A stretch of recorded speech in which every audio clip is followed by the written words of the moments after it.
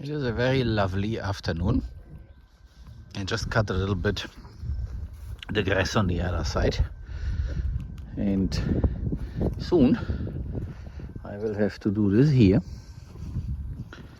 and I want you to see a little bit how things are now progressing after the rain and with the sunshine. So I definitely have to start cutting here so that the vetiver this time will not be subdued by all the other plants that will now start growing aggressively, because the weeds grow very, very fast, and the vetiver needs some time before it's warm enough so that it kickstarts and starts growing. So one of my next chores is going to be this here. And I just turn on the irrigation because it already started to get a little bit dry, but then of course it's the plants consume the water, so therefore this is normal that the values about the soil moisture go down. And here the vetiver is also then subject for cutting. Before it's warm enough, I should remove all the old leaves that were there to keep it warm. But now, as the temperatures will rise, this becomes a priority. It's still a little bit early for that, but very soon. And the drip irrigation is also on, so this should also help. It is okay as it looks, but I should begin step by step to get up to speed with my yard maintenance, so to say.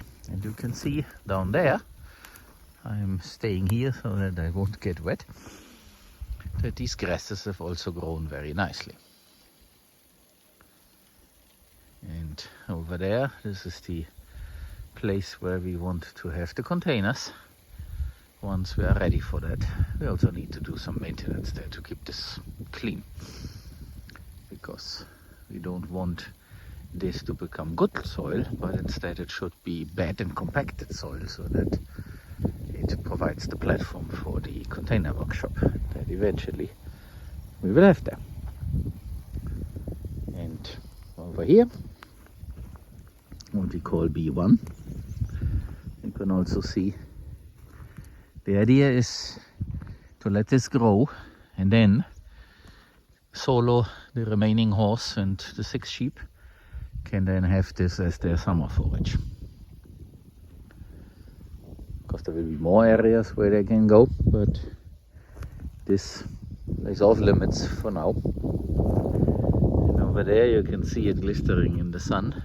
There is a lot of standing moisture on the surface. The pond is completely full, and all the other areas where water can stay, they are also full.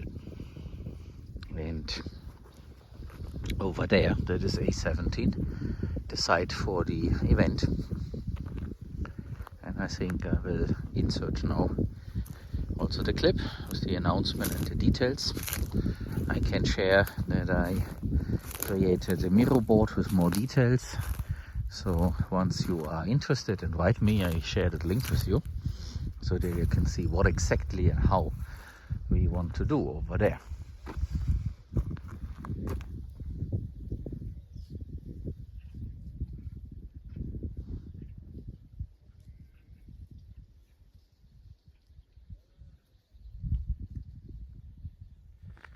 Hello everybody. This is going to be a little bit a special and very positive video. I'd like to announce an event. It is an event for a group of volunteers, 2 to 8 people, because that's the room that we have, up to 8, to plant something. And I will show you the site where I want to plant something, and who is interested, please contact me and we figure out the details. So this here is the area where I would like to plant something. We call this A17. There at the And it has also that well and the solar panels. And let me step in and explain a little bit what I would like to do. So this is a pretty good area. It has good soil. I guess in the past people used this for some sort of a vegetable garden, and that is why it looks the way it looks. So what I want to do is I want to plant some rows of palovnia trees as a very first step, and these rows should be like that, so in parallel to the fence that is there. My goal is not to have a palovnia tree monoculture here. The palovnia trees are great for chop and drop. They provide shade, they also make roots, and they like the summer heat. So this is a multi-stage thing, what I have in mind. First, the palovnia trees, to have them establish and provide some shade. And then in between and underneath them, additional plants to create some agroforestry system, food forest type of thing. So the event that I would like to organize has the objective to plant the palovnia trees here in several rows, relatively densely planted, so not 4 or 5 meters in distance, but a little bit closer, so that we get more biomass and have something for chop and drop. The preparation would be that I take our excavator ahead of the event and loosen up the soil, because we learned that that is what we need to do, so that they can establish themselves quickly and actually do grow 2.5 meters in a year. And part of this event is also to enclose this area here. So as you see, it has a fence on that side and also on this side. So 2 sides are fenced in. And over here we have a fence that was okay while it was about cattle and the horses and so on. But now I want this to become a fence like the one right here on the other side. So this fence line I want to fix and make nicer and also straight. And the model of the fence is what you see here. So the lower part protects the area from pigs, and the bend and a string on the top, that is for larger animals, so that they don't jump in. We have the same thing in the Miyawaki forest. So here we would then build the same thing.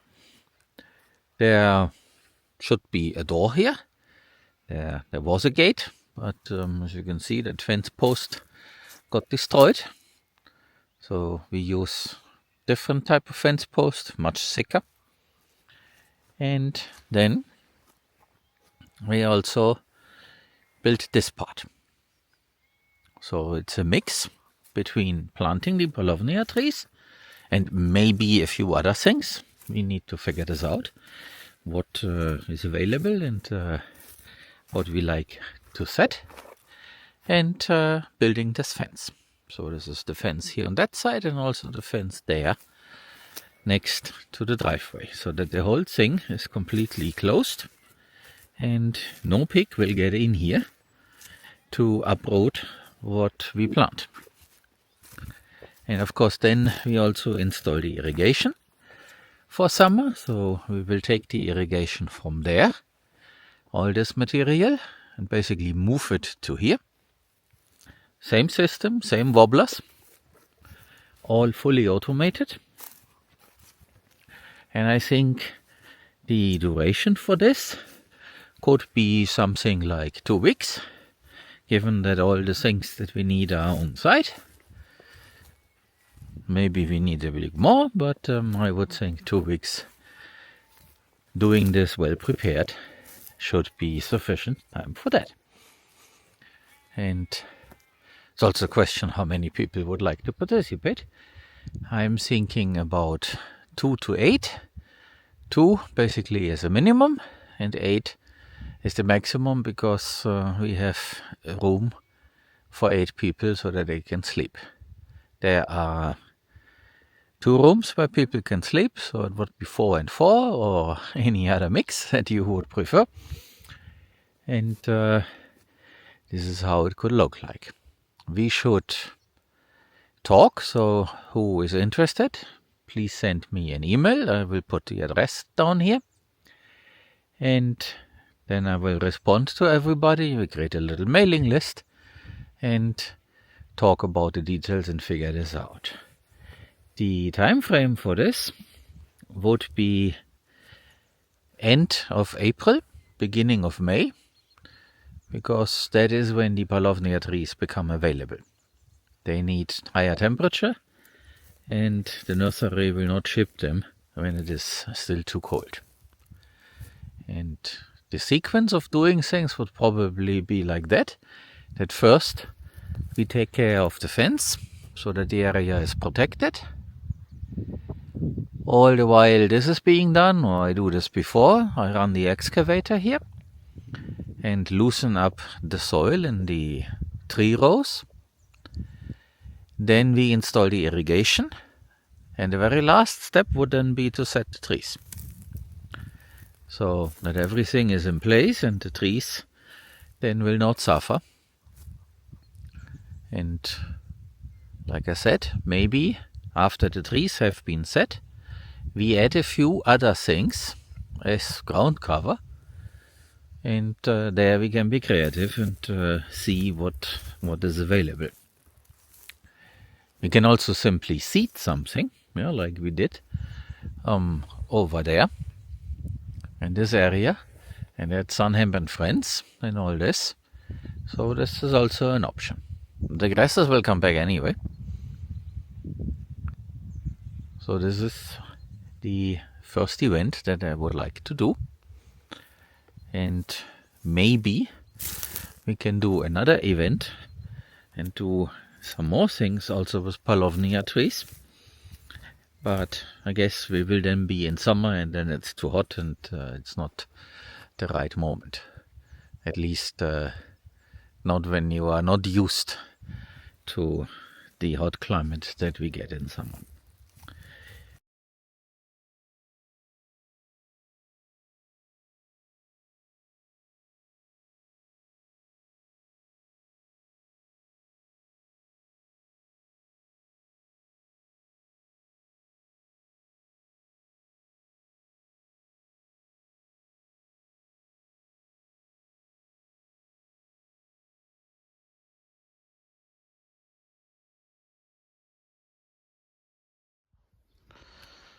The season of using the Stromtringer has begun. I am on my second battery to clean up this area and also there to the front of the house.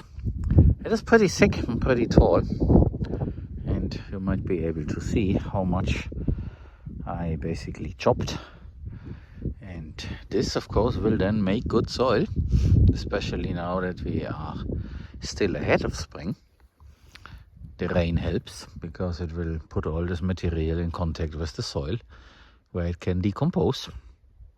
The water lines are basically buried already, which is also positive, except these things, and partially they are electric lines, so they should be there for a while until we do something in the position of the temporary house, and then we will take care of this. But they are both electric cables. One is an Ethernet cable, which is electric, and the other one is actually power. It will be connected soon because I already made some preparations to install the new batteries there in the cortijo. So this is also happening. And then we have a lot more power stored for the night and days where the sun doesn't shine. We got some rain, light drizzle earlier today, and now, as you can see, sun is coming out. And that, of course, makes all this grow back very, very quickly. And I will have to go and cut the vetiver at some point, so that when the temperatures begin to rise, the vetiver can get a fresh start. As in this video, I also have a segment about the volunteer project of planting in April, May. I should mention also something. So this fence post sits there since a while, and there is another one over there and further to the entrance.